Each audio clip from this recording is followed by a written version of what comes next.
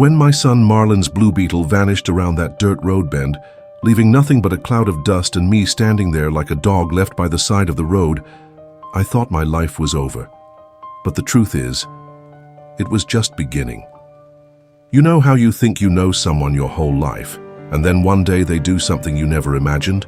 That's what happened to me on a Tuesday in March, when my son Marlon pulled up in front of this abandoned ranch and said, "Hey Dad, this is yours. It'll be good for you away from the city hustle." I looked at the place. Half the roof tiles were broken, weeds up to my waist, no electricity even. And I thought, he's messing with me. But when I saw him pulling my suitcase out of the trunk, tossing it on the ground like a sack of concrete, I knew it wasn't a joke. "Marlon," I said, "what's this all about?" He didn't even really look at me. He kept fiddling with his cell phone, in a hurry, as if he couldn't wait to leave. "Dad, you'll get used to it. It's better this way, for you and for everyone." And he left just like that. 47 years of that boy's life, and he discarded me like a piece of junk. Have you ever been abandoned by someone you raised? Have you ever tasted what it's like to be treated like garbage by the person you love most in the world? I stood there in the middle of the yard, watching the dust rise on the road. And you know what went through my head? It wasn't anger. It wasn't sadness.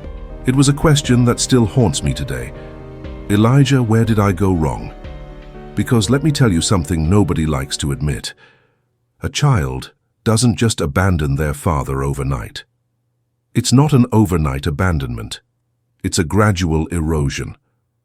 I remember when Marlon was about 12. He came home from school all excited, wanting to show me a drawing he'd made. I was under the car in the garage, covered in oil up to my hair, and he said, Dad, look." You know what I answered? "Can't you see I'm working, son? Go on, play." He put the drawing away and never showed me anything again. When he turned 15, he wanted to learn to drive.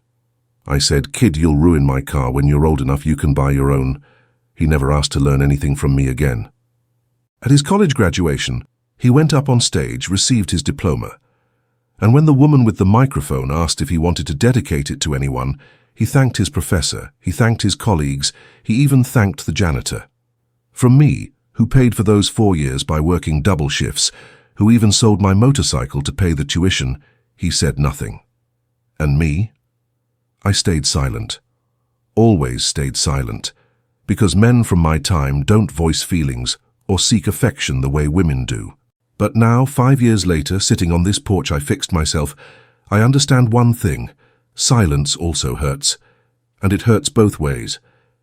That first night here at the ranch, I couldn't sleep. There was no power, just that heavy darkness of the countryside. I sat on the edge of the bed, an old bed that creaked with every movement, and started to cry. Crying like a lost child in a mall. I cried for the life that had ended. I cried for the son who disdained me. But most of all, I cried for myself, for having been the kind of father who raises a son to become a stranger. If you'll let me ask you a question, have you ever cried alone too, thinking about the mistakes you made with the people you love most? The next day I woke up with my whole body aching. There was no coffee, no bread, nothing. The stove was wood-burning and I no longer remembered how to light it. I stayed there for about 20 minutes, blowing on kindling, burning my finger, until I managed to make a small flame. The coffee I managed to make in that old can tasted horrible, bitter, watery, with a taste of rust. But it was all I had. And you know what? Slowly I got used to that bad taste. Today I still make coffee in the same can. Not because I have to, but because it reminds me of where I came from. In the first few months I woke up every day thinking, today Marlon will come back. He'll show up here apologizing, saying it was just a scare, that it wasn't for real. Every time I heard a car on the road, my heart raced. It's him. It's my son. But it never was. After about 6 months of waiting, something happened inside me. An anger I had never felt before. Not anger at Marlon, anger at myself, for staying there like a dog waiting for its owner to return, for having spent my whole life bowing down, diminishing myself, begging for scraps of affection. That's when I picked up an old hoe I found in the shed and started fighting the earth. Land doesn't lie, you know. Land doesn't pretend to like you. If you plant wrong, it won't produce. If you don't take care of it, it dries up. But if you work it right, if you're patient, it gives you back what you deserve. I started small, a little vegetable patch the size of a table. I planted tomatoes, lettuce, cilantro. The first seedlings all died. I knew nothing about farming. I had spent my life working on cars, not plants, but I replanted, and when they died again, I replanted again. On the third attempt, a lettuce plant sprouted. Tiny, a little yellow, but alive. I stood there looking at that little green leaf and felt something I hadn't felt in years: pride. Pride in having managed to make something grow. Have you ever been proud of something small you did on your own? But let me tell you what nobody tells you about starting over at 75. It hurts like hell. Your body doesn't obey anymore. I woke up every day with a stiff back, swollen knees, hands cut from so much hoeing.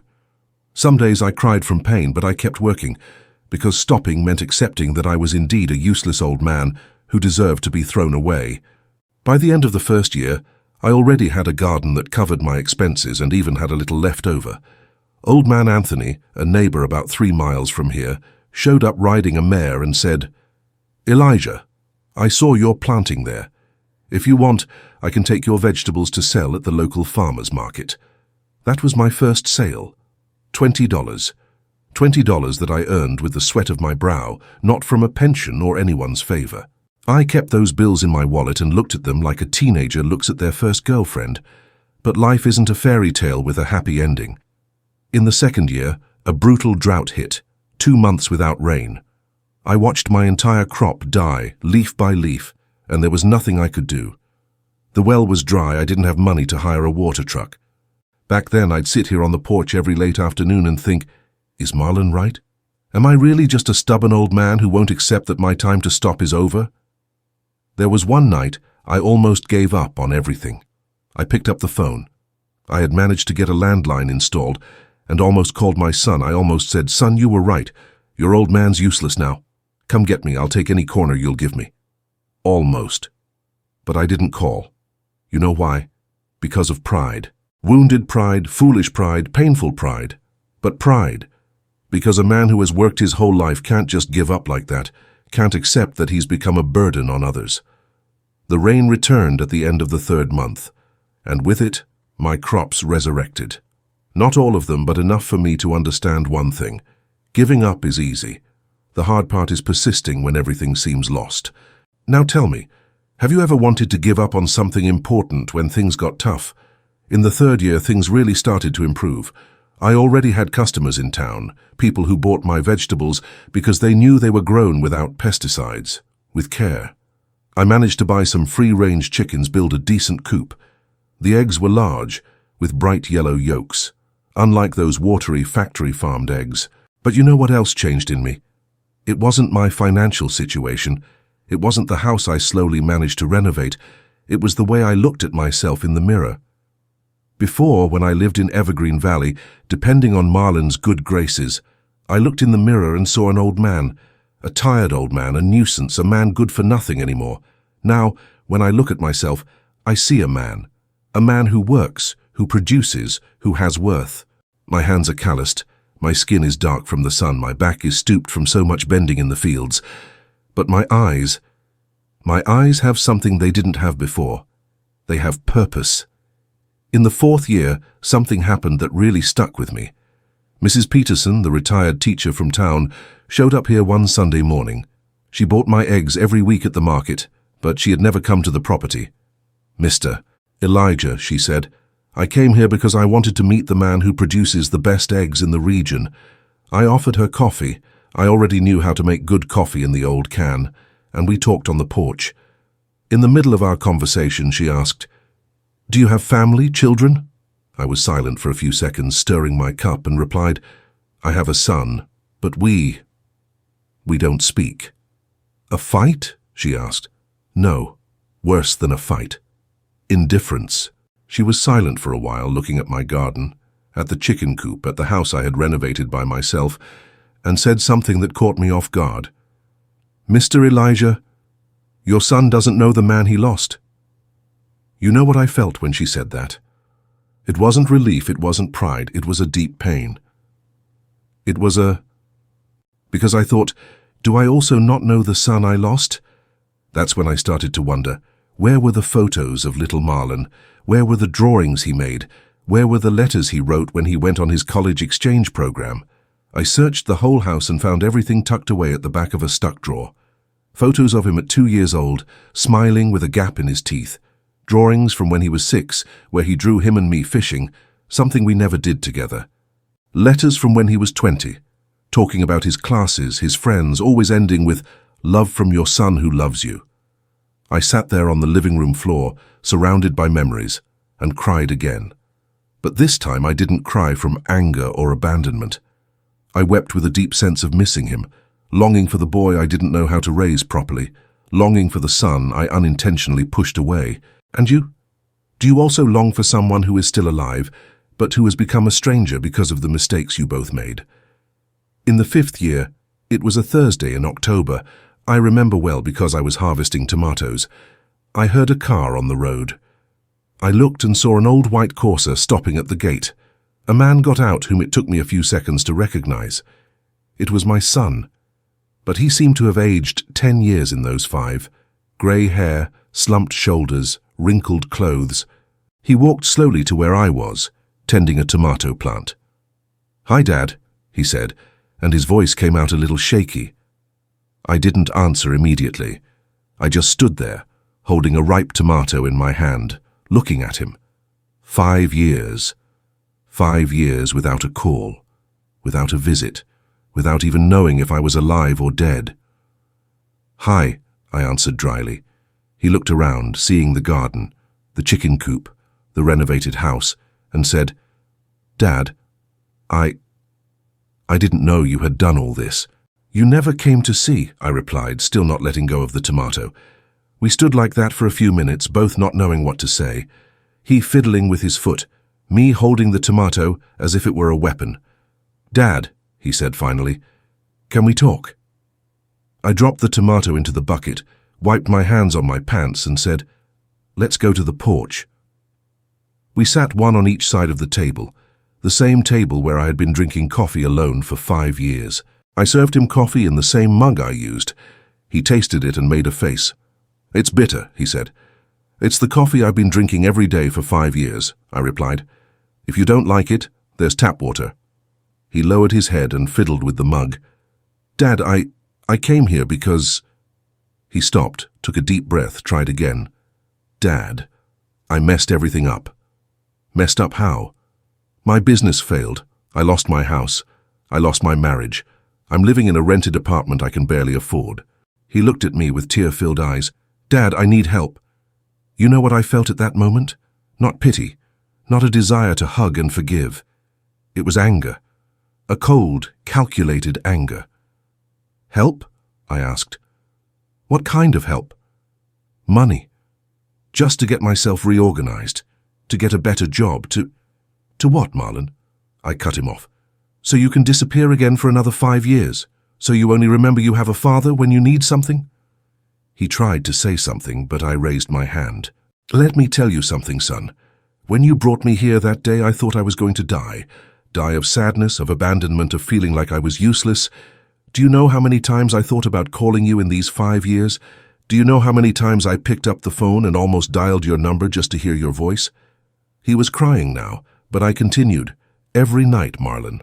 Every single night I thought, is my son okay? Is he eating right? Does he ever think about his dad? And do you know how many times you called to see if I was alive? 0. 0 times. Dad, No, let me finish. You show up here now, after 5 years, not to see how I am, not to apologize, not to catch up. You show up because you need money. Do you think I'm a bank, Marlon? Do you think I'm an ATM that's only useful when you need something?" He cried harder, hid his face in his hands. "Dad, I know I messed up. I know I was a bad son, but I didn't know what to do back then. You lived with me, but it was like we were 2 strangers in the same house. We didn't talk, we didn't laugh together, we didn't—" "And whose fault do you think that was?" I asked, and this time my voice was softer. He looked at me, confused. "Marlon, I spent my whole life working to give you everything I didn't have. a good home, education, clothes, food. But you know what I didn't give? Attention, affection, time. I got up from my chair, walked around the table, and sat in the chair next to him. Son, I messed up too, a lot. I was an absent father, a father who thought love was only shown by working, by paying bills. I never took you fishing. I never sat down to talk about your dreams. I never told you I loved you. He lifted his head, looked at me with those tear-filled eyes. Dad, Let me speak. When you brought me here, I was angry at you. But later, with time, I began to understand that you did what you thought was best. You didn't know how to deal with me, just as I never knew how to deal with you. We sat there for a while, side by side, looking at the garden. Marlon, I said, I'm not going to give you money. He flinched in his chair. But, I continued, if you want, you can stay here for a few days. There's a room in the back, small, but it'll do. You can rest, organize your thoughts, and then figure out what you're going to do with your life. He looked at me, surprised. Dad, why? After everything I did, why are you offering me this? Because you're my son. And because I also need to learn how to be a father, even at 80, even after everything that happened. He stayed for a week. A strange week, full of uncomfortable silences and clumsy attempts at conversation. On the first day, he slept late. On the second, he showed up in the kitchen at lunchtime, asking if there was anything to eat. There's what I plant, I replied. If you want to eat, help harvest. That's how on the third day he showed up in the garden wearing an old t-shirt and asked, Dad, where can I help? I won't lie to you. Seeing my son there, sweaty, covered in dirt, trying to learn how to pull weeds without breaking the plants, it moved me. Not because he had gone back to being the boy I remembered, but because he was trying to understand what I had built, trying to be part of my world. On the fifth day, we were working side by side when he asked, Dad, are you happy here? I stopped hoeing and looked at him.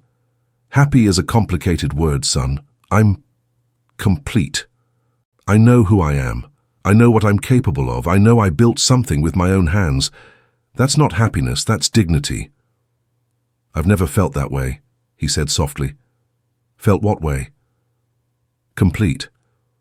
I always had the feeling I was chasing something, but I never quite knew what. Money, success, recognition. But when I got it, I still felt empty. I leaned on the hoe and looked at him. Marlon, you spent your whole life trying to be someone you're not, trying to impress people who didn't really care about you. When did you stop to ask, me, Marlon, who am I when I'm not pretending to be someone else? He was silent, shuffling his foot in the dirt. Dad, I don't know. I guess I never asked myself that. On the last morning before he left, we drank coffee in silence. He looked at me and said, Dad, thank you. For what? For not giving me the money, for letting me stay, for showing me that it's still not too late to start over. So what are you going to do? I'm going to look for a job, any job. It doesn't matter if it pays little, if it's manual labor, if my old colleagues will laugh at me. I'm going to start over the right way. The right way how? Without lying to myself about who I am. He left that morning. He said he would try, that he would call, that he wouldn't let another 5 years pass without news. I waved from the porch, watching the old Corsa drive up the hill, and I thought, is it true this time? I don't know. I don't know if my son will manage to rebuild his life. I don't know if he'll really call me, if he'll come visit me, if we'll manage to be father and son for real after so long being strangers. But you know one thing I learned here in these 5 years. We don't control other people. We only control ourselves. And I did my part. I offered him what I could, a roof, food, and the chance to see that starting over isn't the end of the world. Today, 6 months later, he calls once a week. He says he got a job in a garage. The irony of it. He says he's sharing an apartment with 2 other guys, that he's saving money slowly, that he sometimes remembers the things he learned here on the ranch. Last week he said something that really stuck with me. Dad, for the first time in my life I look in the mirror, and I'm not ashamed of the man looking back at me. Is it little? Maybe. But it's real. It's true. And after everything we've been through, real and true is more than I ever expected. Now let me ask you a question. Have you also had to learn to forgive someone who hurt you deeply? Have you had to swallow your pride and admit that you also made mistakes in the story? Because forgiveness isn't about forgetting what happened. Forgiveness is about choosing not to let the past destroy what can still be built in the future. I'm here, at 80 years old, taking care of this land that saved me when I thought I was lost. I wake up every day knowing I have purpose, that I'm useful, that I've built something worthwhile. And if my son shows up here tomorrow, he'll find the door open. Not because I forgot the pain, but because I learned that a father's love is greater than any resentment. And you? Are you also ready to forgive whoever needs to be forgiven? Or are you still carrying a burden that isn't yours? Think about that. And tell me where you're listening to this story from. Because I'm sure you also have a story of overcoming, of forgiveness, of starting over to tell. If this story is resonating with you, leave a like so it reaches more people who also need to hear that it's never too late to start over. Now tell me something. Have you also discovered that sometimes we need to lose everything to learn to value what truly matters? And that forgiveness isn't about forgetting, but about choosing not to let the past destroy the future. Tell us your story, because I'm sure you also planted hope in what seemed like infertile ground.